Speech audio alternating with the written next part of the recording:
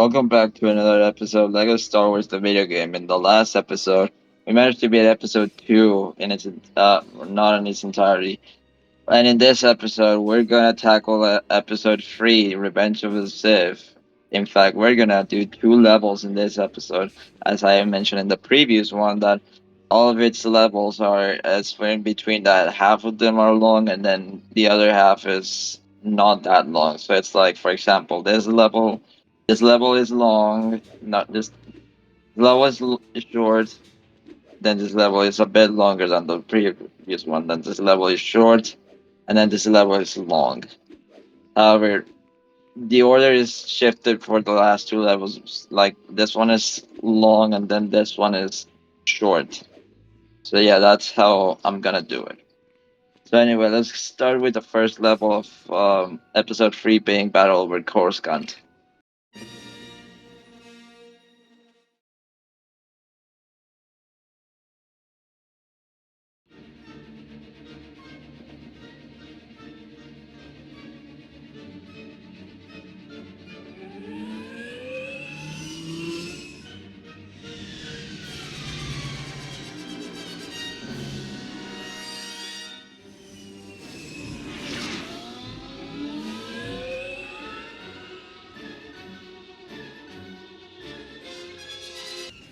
And yes, as you can see, the first ever level on the episode 3 is a vehicle level.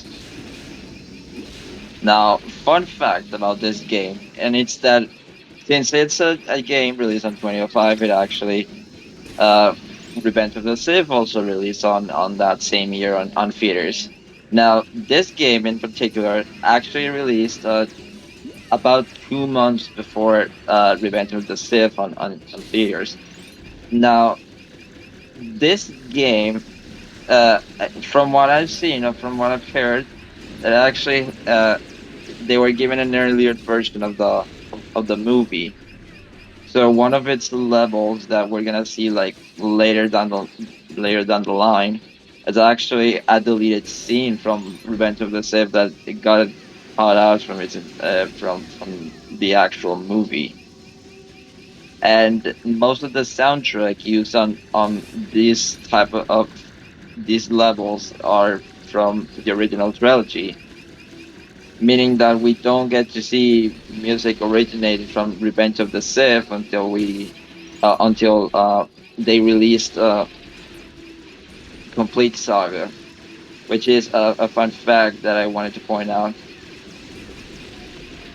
Now, if you now since this level is an auto scroll, then that means that you have to avoid a dying, because if you do, then you're gonna get a little cutscene of the airship blowing up, and with But, uh, with the famous Wilhelm scream from Fears, which it's a bit funny since it adds to the humor for this type of games. Not like humor in some games in particular, like freaking Skywalker Saga, that just overused it a ton.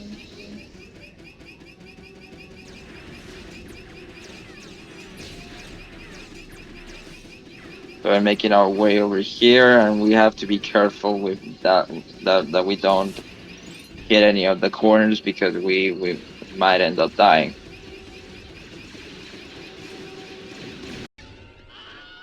Okay, there's the depth scene in particular, and we also put in a tight spot over here.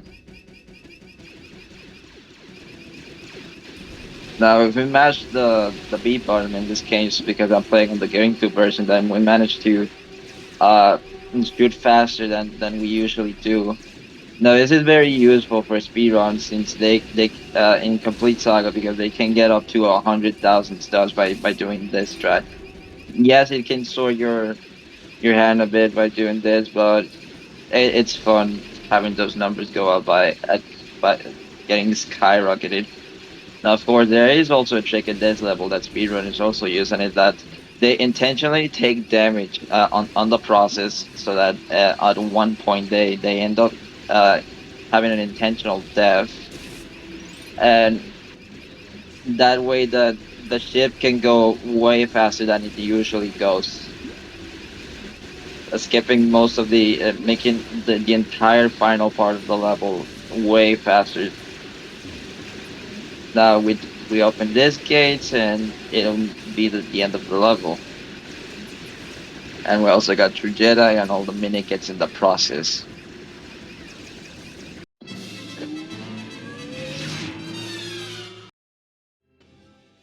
So yeah, that's the end of the level. So we're gonna continue on with the next one. I still don't know why the music and the now in the cutscenes is way too loud. Alright, so chapter 2 is called Chancellor in Peril.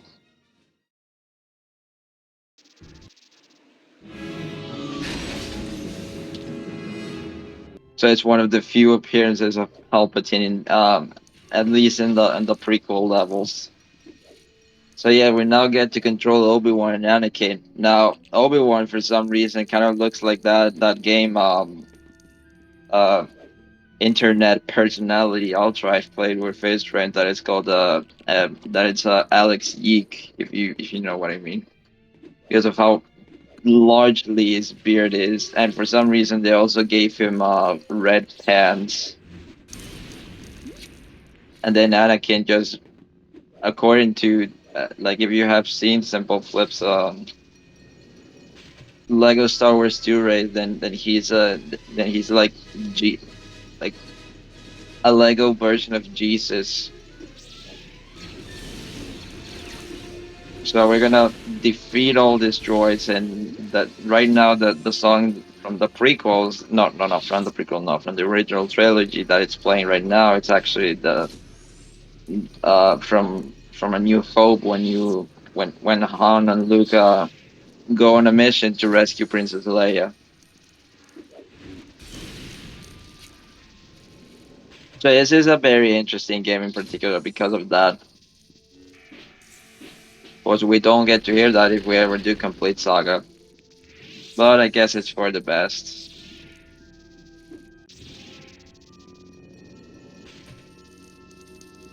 So our objective for now is to chase down this new villain from this movie, which is General Grievous, and has a unique design, uh, not just in Star Wars characters, but also in Lego form.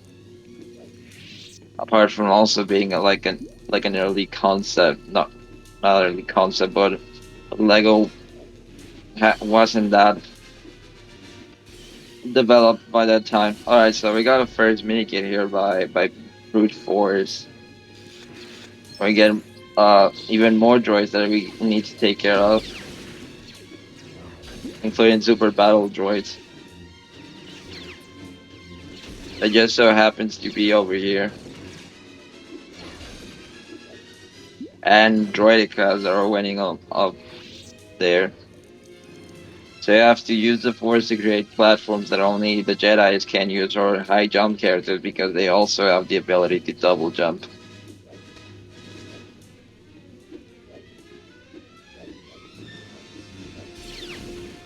Right, so do a slam to destroy that, and let's deal with this droid, because if they hit us while using the force, then we have to restart all over again. Now, of course, in later Lego games, I think it's uh probably Lego Harry Potter or something that they added invincibility when you're building up stuff, which is like very interesting change, and also makes things let less annoying to deal with. Now we have done, we can now make way inside these little things to the next part of the level. And we get to deal with more droids. Now, I don't know if I have mentioned this before, but for some reason, Obi-Wan's voice in the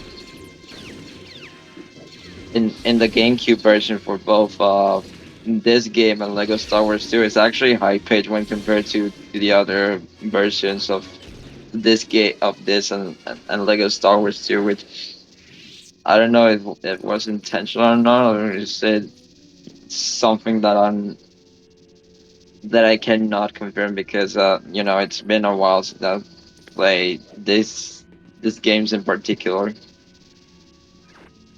Alright, so after we defeated those droids, we now got access to R2. Now doing this will grant us access to another mini kit, being the second one that we get in the level. And now we also have to use R2 for a second time to solve a puzzle that's present that's in this room, which we have to use the force for this, and then by also using the force, we need to detonate this so that we can create a path to take a shortcut for, to approach General Grievous.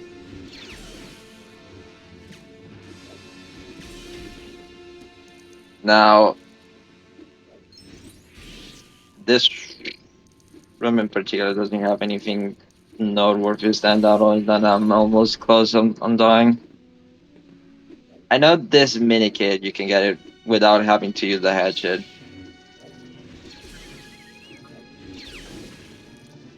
This is actually very dangerous if you think about it.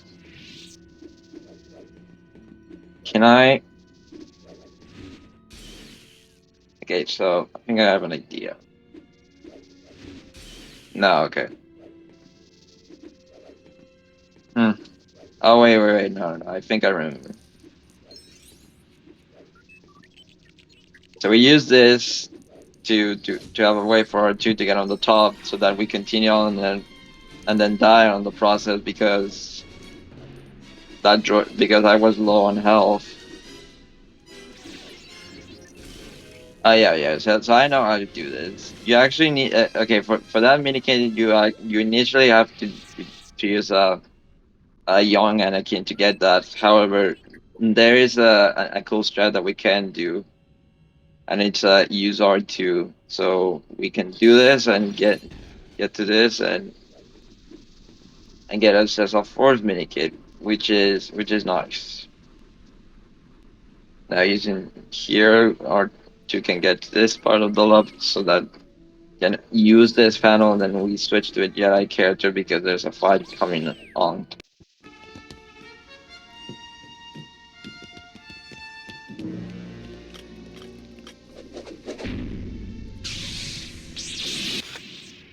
Alright, so we have here the second let's say the rematch against Count Dooku. So every two hits, Dooku is gonna target one of the Jedi that you're currently controlling, and you need to switch out to the other Jedi so that he can deal with Dooku. Like in this instance, like Dooku at any time is gonna use the Force or not, so we have to switch to Obi-Wan to take care of the second hit, and we repeat this process for 3 times. I thought I could have gone into that hard, but I guess not.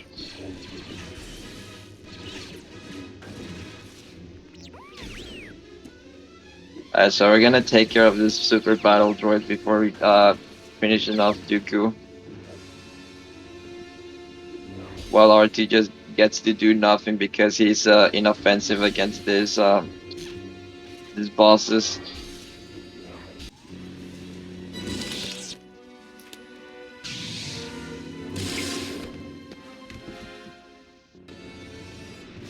Now, even though I already mentioned that this game in particular uses the original trilogy music because it was the game was released before the release of Revenge of the Sith in theaters. Not only that, but in Complete Saga they actually kept the songs from the original trilogy that you get to hear in the cutscenes, which it's a weird type of thing that they also didn't change alongside the actual music for the that's in the levels. All right, so we also get a new character being Chancellor Palpatine. Now it doesn't get to do a ton of battle because he's inoffensive. meaning that the only two characters that can actually do something are uh, Obi-Wan and Anakin, while R2 can also activate panels. So now that we're done in this room, it's now our turn to chase after Grievous, the whole group.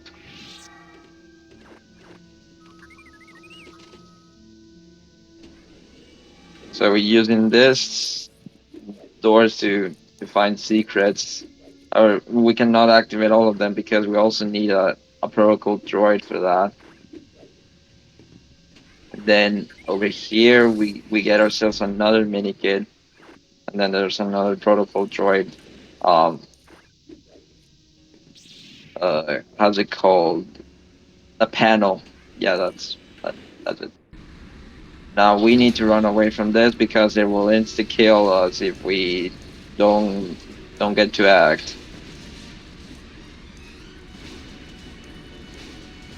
Now, of course, once these things over here also count as as an insta kill, so you have to redo all the chase sequence again. And if you activate this, if you switch to R2 and activate this, then this thing will go back, so you can backtrack there if you want to somehow. However, in Complete Saga, it's actually a metal hole that you can use with the bounty hunters, and so with that you get to blow up, and there's the red brick from in the level. So let's continue on with the level. Now we all right on this part. There are a couple of puzzles that we need to do that we have to switch back and forth between our Jedi's and R2 because Palpatine can't do anything other than to play if you like him somehow. And also have this co co-op puzzles. Didn't you know this game is co-op after all? No, actually let me rephrase it. You can play in co-op. In speedrun, there's also a trick that you can do with R2 that get to go across this. Now it's a bit risky because you can end up dying in the process, and that loses time for doing that. So so just be aware of that if you want to do that type of skip. Alright, so we want to blow this up so that we can get our another mini kit from that. Now there really isn't anything here in particular that catches my eye.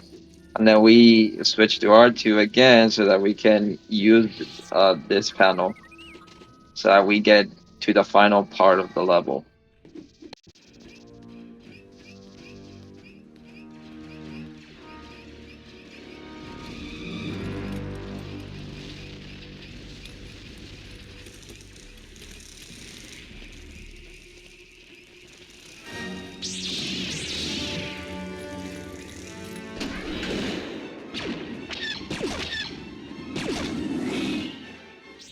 Alright, so we now have a new enemy here, which is unique to this level. Now, in this game, in Complete Saga, they're actually called Grievous's bodyguards, but their actual name is the Magna Guards, which are in Lego, which is in Lego Star Wars 3. Now, these enemies take up to 4 hits to defeat, and so whenever you hit them for the third time, then they'll drop their head, and you can actually get to land the finishing blow. Now, it really isn't that much to do here since we just defeated those enemies, and we get a couple of droids along the way. So, but they're not that big of a deal, so we can take care of them very easily. And yes, the level ends here if you activate both of the switches with the Jedi's. But there are a couple of things here that might as well grab, and that's two mini kits. Yes, and in Complete Saga there are a couple of studs hidden over here that you can grab as well. But since they're not, then we activate those switches to end the level. while they miserably fail at it and Palpatine just being scared.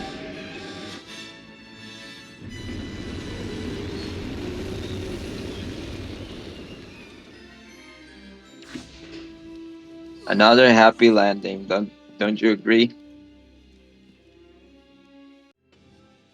And that concludes the second level of Revenge of the Sith.